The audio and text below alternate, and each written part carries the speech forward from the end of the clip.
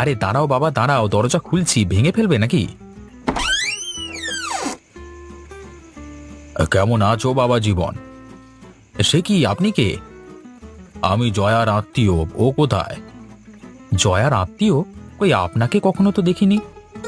আমি বাড়িতে থাকি না বৎস, তোমার স্ত্রীকে ডাকো, সে নিশ্চয়ই চিনতে পারবে। এই যে শুনছো, এদিকে এসো তো।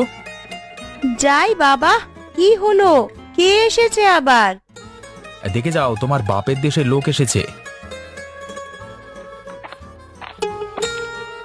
বাপের দেশের লোক? কে উনি? আমাকে চিনতে পারছিস না জয়া? আমি তোর। না তো, আপনাকে চিনতে পারছি না। বাড়ি কোথায় আপনার? আমার বাড়ি হেমন্তপুর। ভালো করে দেখ তো খুঁকি, চিনতে পারিস কিনা আমাকে। হেমন্তপুর আমার মামার বাড়ি, কিন্তু আপনাকে তো চেনা পরিচিত কেউ মনে হচ্ছে না। তোমার এক মামা ছিল না, ছোটবেলায় হারিয়ে গিয়েছিল, উনি নয় তো? না না, ছোট মামা নৌকা ডুবি হয়ে মারা গিয়েছিল, সেই সংবাদও পেয়েছিলাম আমরা। আর ওনার গালে কাটা দাগ আছে, মামার সেটা ছিল না। ও, তবে চিনতে পারিসনি আমাকে? আপনি কিছু মনে করবেন না, আমার স্ত্রী আপনাকে চিনতে পারছে না। বেশ, তাহলে আমি যাই, বরং কিছু না মনে করলে এই মিষ্টিগুলো রেখে দাও, ছেলে মেয়ে থাকলে খেতে দিও, কেমন? না না, তার আর দরকার হবে না। আপনি এত টাকা খরচ করে এনেছেন, বরং ফেরত দিয়ে টাকাটা নিয়ে নিন। ওগো, মিষ্টিগুলো রেখে দাও না, বাদল মিষ্টি খেতে খুব পছন্দ করে। হ্যাঁ মা, মিষ্টিগুলো রেখে দাও, তাছাড়া এগুলো আমি অনেক দূর থেকে এনেছি, সেখানে গিয়ে ফেরত দেওয়া যাবে না। বেশ বেশ, আপনি যখন বলছেন রেখে দিচ্ছি। গিন্নি, তুমি মিষ্টিগুলো ঘরে নিয়ে যাও, আমি ওনাকে বিদায় করে আসছি।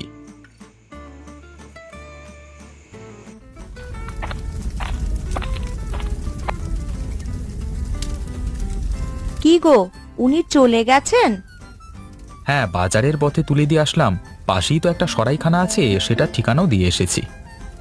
ভালো করেছো, বুড়ো মানুষ, রাতের অন্ধকারে খুঁজে পেত না তুমি না বললে। তা কি মিষ্টি এনেছেন উনি, দেখি দাও তো। দাঁড়াও, আমি এক্ষুনি তোমায় খেতে দিচ্ছি।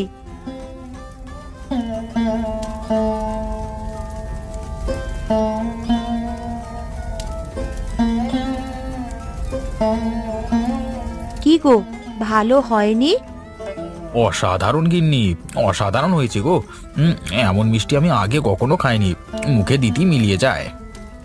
সত্যি বলছো? তাহলে তো এই মিষ্টি এখানের নয়, তিনি নিশ্চয়ই বড় কোনো শহর থেকে কিনে এনেছেন। একটা খেয়েই দেখো না, কত স্বাদ। তাই তো, অনেক মজা খেতে। বাকিগুলো রেখে দিই, বাদল খুব মিষ্টি পছন্দ করে। তাই করো গিন্নি, তাই করো। আহা, এই শীতের দিনে উনুনের পাশে বসে মিষ্টি খাওয়ার মজাই আলাদা। সে কি গিন্নি, তুমি এমন গম্ভীর হয়ে গেলে কেন? আমরা এত মজা করে মিষ্টি খাচ্ছি, কিন্তু যে আমাদের জন্য এগুলো নিয়ে এসেছিল, সেই লোক নিশ্চয়ই শীতের রাতে ঘুরে মরছে।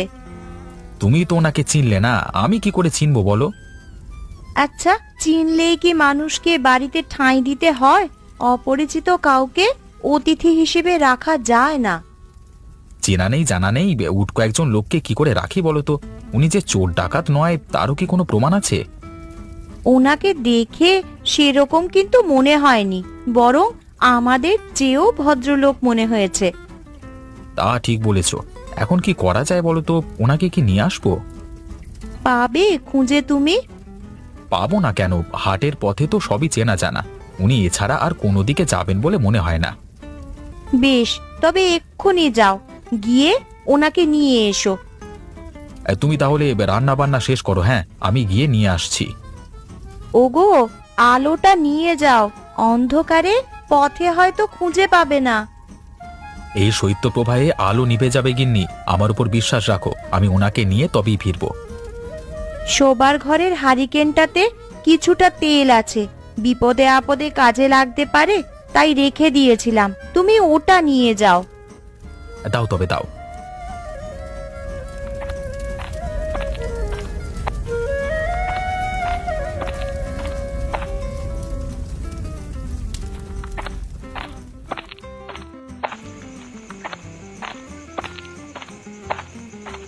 লোকটা তো বলল এই পথ দিয়ে গেলে হাট পাওয়া যাবে, কিন্তু কোথায় হাট? এখানে তো কোনো লোকালই দেখা যাচ্ছে না। যাই, আর একটু এগিয়ে যায়, হয়তো সামনে পড়বে। মশাই, ও মশাই শুনছেন? পেছন থেকে কেউ ডাকছে মনে হয়। কে ডাকে আমায়? আরে আমি ডাকছি আপনাকে, দাঁড়ান একটু দয়া করে। ওই তো কেউ একজন এইদিকে আসছে। কে আপনি? কি চান আমার কাছে? আরে আমি, আমাকে এত তাড়াতাড়ি ভুলে গেলেন? ও আচ্ছা, তুমি। তা কি মনে করে পেছনে এলে? আপনি চলুন আমার সাথে, আমার স্ত্রী আপনাকে নিয়ে যেতে বলেছে। জয়া আমাকে চিনতে পেরেছে? হ্যাঁ, না চিনতে পারিনি।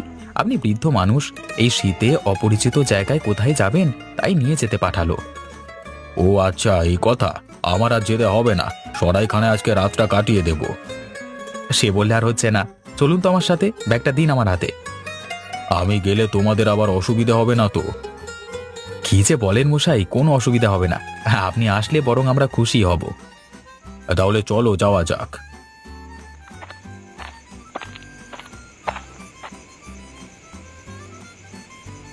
কোনো কিছু চাইতে সংকোচ বোধ করবেন না, একেবারে নিজের বাড়ির মতন করে নিয়ে খান। আহা মা, এই কি করছো, কি করছো? এটা বাদলের পাতে দাও, ও ছেলে মানুষ, মাছের মুড়ো তো ওরই প্রাপ্য। সে প্রতিদিনই খাচ্ছে, আপনি আমাদের অতিথি, তাই আপনি এবেলা খান। অনেকদিন পর কারোর বাড়িতে গিয়ে এমন আপ্যায়ন পেলাম, মনে হলো নিজের বাড়িতে বসে খাচ্ছি। আপনার নিজের বাড়ি কোথায়, সেখানে যান না? আমার বাড়ি হেমন্তপুর, সেখান থেকে এলাম কেবল, বুঝলে মা। দীর্ঘ 25 বছর পর বাড়িতে গিয়েছি, কেউ আমাকে চিনতে পারলো না। আমরাই বা চিনতে পারলাম কই? তা আপনি এর আগে কোথায় ছিলেন? আমার স্থায়ী কোনো ঠিকানা নেই, এক এক সময় এক এক জায়গায় থাকি, যাকে বলে দেশভ্রমণ। দেশ ভ্রমণ? তাহলে তো তোমার কাছে অনেক দেশের গল্প শোনা যাবে দাদু ভাই। হ্যাঁ দাদু ভাই, সে তোমাকে বলবো ক্ষণ। এই ধরো, এখানে আসবার আগে আমি কিছুদিন ছিলাম হিমালয়ে, তোমাকে সেখানকার গল্প বলবো। তার আগে ছিলাম মরুভূমিতে, সেখানকার কাহিনীও তোমাকে বলবো। কি মজা, কি মজা! দাদু ভাইয়ের কাছ থেকে অনেক গল্প শুনতে পারবো। সে শুনবে খন, এখন তাড়াতাড়ি ভাত শেষ করো বাদল, ঠান্ডা হয়ে যাচ্ছে সব। হ্যাঁ হ্যাঁ, এখন খেয়ে নাও সবাই, অতিথির সাথে কালকে কথা বলা যাবে। উনি আবার অনেক পথ পরিশ্রম করে এখানে এসেছেন, খেয়ে দিয়ে তার বিশ্রাম করা উচিত।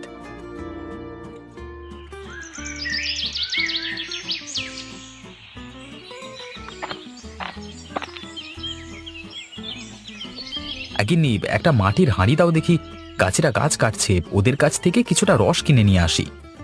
খেজুরের রসে ভাপা পিঠা ভালোই হবে। যা তো বাদল, রান্নাঘর থেকে মাটির হাঁড়িটা নিয়ে আয় তো। ওনার ঘুম ভাঙেনি এখনো? বেলা তো অনেক হলো। কাল বাদলের সাথে গল্প করে অনেক রাতে ঘুমিয়েছেন, তাছাড়া শীতের দিনের ঘুম কি এত তাড়াতাড়ি ভাঙতে চায়? আমি উঠে গেছি মা। আমায় এক কাপ চা দিতে পারবি কি? চা? তা তো এই বাড়ির কেউ খায় না, আমাদের ঘরেও চায়ের সরঞ্জাম নেই। তাহলে তো মুশকিল হয়ে গেল, আমার আবার ঘুম থেকে উঠে একটু চা খাওয়ার অভ্যেস তো। চা নয়, আজকে আপনাকে এর চেয়ে দারুণ এক পানীয় খাওয়াবো।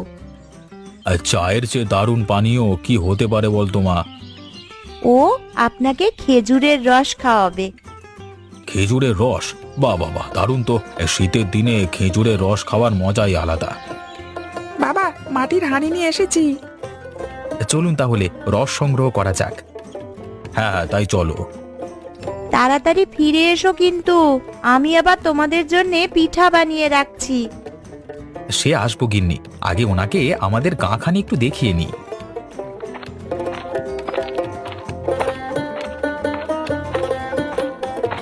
ওই যে দেখছেন তাল গাছ, ওখান অব্দি আমাদের গাঁয়ের সীমানা, আর পূর্ব দিক দিয়ে নদী পর্যন্ত গিয়েছে, এরপর ভিনগাঁও।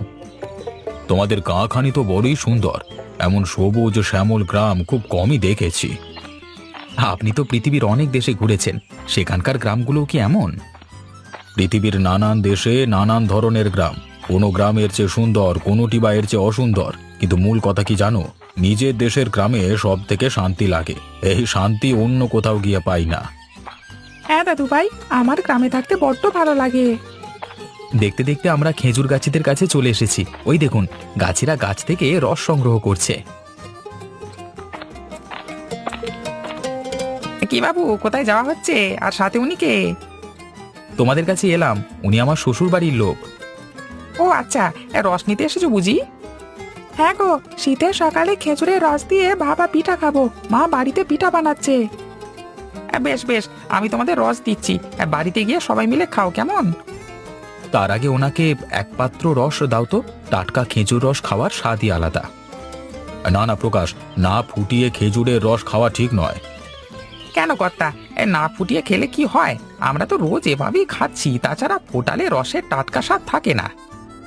একটু স্বাদের জন্য আমি জীবন খোয়াতে পারবো না বাবু। কাঁচা রস খেলে জীবন যায়, সে তো আমরা জানতাম না।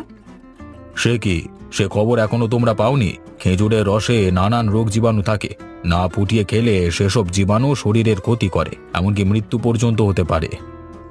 আমি এতক্ষণে বুঝতে পেরেছি আপনি কিসের কথা বলছেন। রাতে খেজুরের রস খেতে অনেক পাখালি আসে। হ্যাঁ, তাদের সাথে বাদুড়ও আসে। ওইসব পশু পাখি মুখ থেকেই এসব রোগ জীবাণু ছড়ায়, তাই না? তাহলে তো এভাবে খেজুরের রস খাওয়া ঠিক নয়। হ্যাঁ, এটা সবাইকে জানিয়ে দেবে প্রকাশ। আর তোমরাও গাছ কেটে এর উপর একটা জাল দিয়ে রাখবে, তাহলে ক্ষতিকারক কোনো প্রাণী এসে রস খেতে পারবে না। ঠিক বলেছেন বাবু, আমরা আজ থেকে তাই করব। তা কত টাকা হয়েছে তোমার? এর জন্য টাকা দিতে হবে না বাবু। আপনি অতিথি নিয়ে এসেছেন, টাকা দিয়ে আর আমাকে লজ্জা ফেলবেন না। বেশ, তবে একদিন আমার বাড়িতে এসো, কেমন? খেজুরের রস দিয়ে শীতের পিঠা নিমন্ত্রণ রইল। হ্যাঁ যাবো বাবু, যাবো। আপনি নেমন্তন্ন দিয়েছেন, অবশ্যই যাব।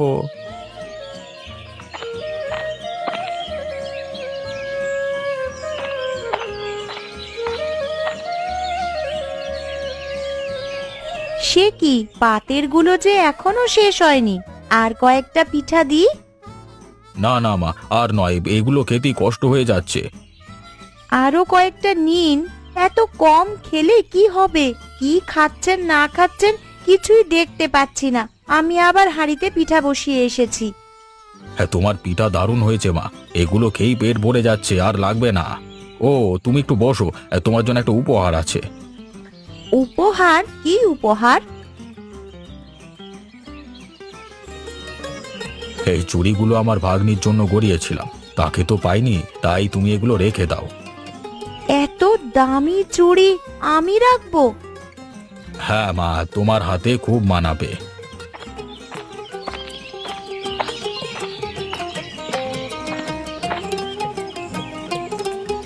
কই কো গিন্নি, একটা ঝুড়ি নিয়ে এসো তো। দেখো কত ছোট মাছ নিয়ে এসেছি। তুমি দাঁড়াও, আমি এক্ষুনি নিয়ে আসছি। বাবা বাবা, নদীর মাছ দেখছি। একদম নদীর জ্যান্ত মাছ, খান তো আপনি? খাই মানে, দেশে নদীর মাছ পাবো কোথায় যে খাবো? ইস, কতদিন ধরে যে অপেক্ষা করে আছি এরকম ছোট মাছের চচ্চড়ি খাওয়ার জন্য। হ্যাঁ, তবে আজকে তাই হবে। দুপুরবেলায় গিন্নিকে ছোট মাছের চচ্চড়ি রান্না করতে বলবো। দাও, মাছগুলো দিয়ে স্নান করে এসো, আমি পিঠা বেড়ে দিচ্ছি। হ্যাঁ, আমি নদী থেকে নিয়েই এসেছি, তুমি গামছাখানি দিয়ে যাও। আর এই মাছ নিয়ে দুপুরে চচ্চড়ি রান্না করবে। হ্যাঁ, উনি আবার এটা খেতে পছন্দ করেন।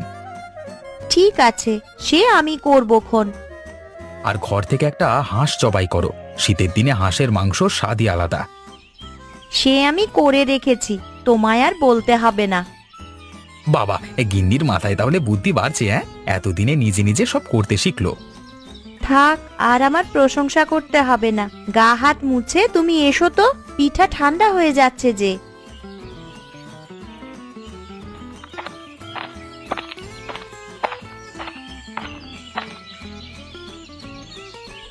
দাদু ভাই, তুমি নতুন পোশাক পরলে যে, কোথাও বেড়াতে যাবে নাকি? হ্যাঁ দাদু ভাই, আমাকে আবার বেরিয়ে পড়তে হবে। তুমি তোমার বাবা মাকে বলো তো একটু আসতে। দাঁড়াও, আমি এক্ষুনি আসতে বলছি।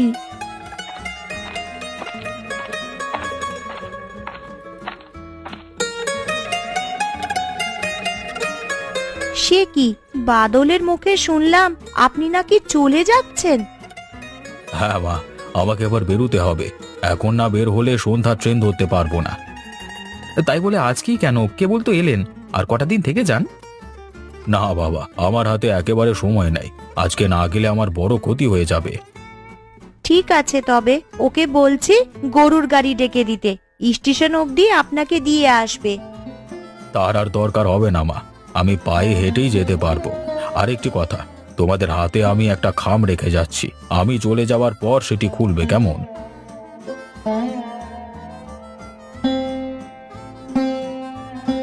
কিসের খাম? কি আছে ওতে? সেটা খুললেই বুঝতে পারবে। এখন আমাকে বিদায় দাও, আমাকে বেরুতে হবে। দাঁড়ান, একটু দাঁড়ান, আমি এক্ষুনি আসছি।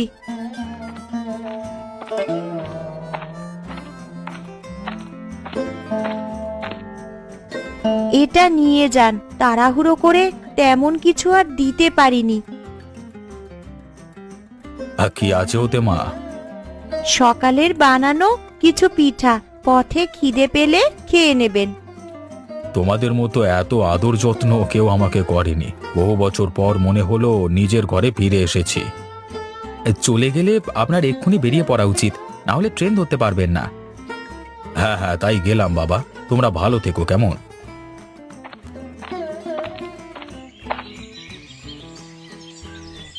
আহারে, লোকটা কত ভালো ছিল, এমন ভাবে কথাবার্তা বলেছে মনে হলো নিজের বাড়ির কেউ।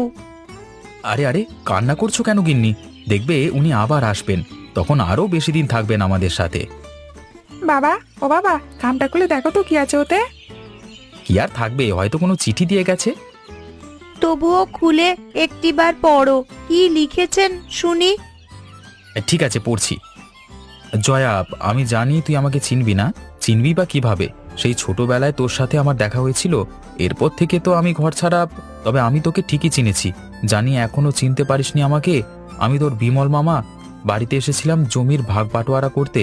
আমার তো আর আপনজন কেউ নেই, তাই আমার জমির অংশটুকু তোকে দিয়ে গেলাম। খামের ভেতরে কাগজপত্র সব আছে, তোরা চাইলে সেখানে গিয়ে চাষাবাদ করতে পারিস, না হলে বিক্রি করে দিয়ে আসিস। উনি বিমল মামা? হ্যাঁ হ্যাঁ হ্যাঁ, এতক্ষণে সব মনে পড়েছে। ওনার চোখ দুটো ঠিক মায়ের মতন। অনেক ছোট থাকতে ওনায় দেখেছিলাম। মামা অনেক আগেই বাড়ি ছেড়ে চলে গিয়েছিল। কিন্তু তুমি না বললে উনি মারা গেছেন? আরে, আমি কি জানতাম উনি বেঁচে আছেন? উড়ো কথা শুনেছিলাম যে তিনি আর নেই। উনি এইভাবে আসবেন সেটা স্বপ্নেও ভাবতে পারিনি। সবকিছু স্বপ্নের মতো লাগছে গিন্নি, এসে তাও আবার এত বড় উপহার দিয়ে গেছেন, ভাবতেই অবাক লাগছে।